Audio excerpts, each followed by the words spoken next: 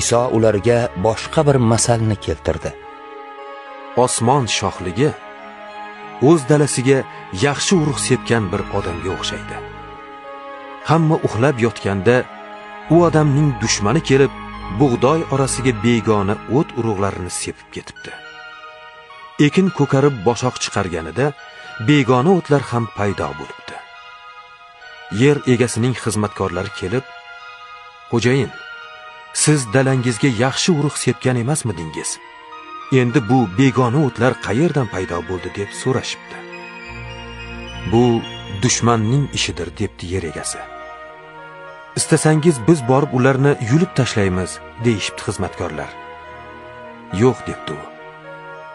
"Sizlar begona o'tlarni yulayotganda ular bilan birga bug'doyni ham yulib olishingiz mumkin. O'rim yig'im vaqtigacha qo'yinglar.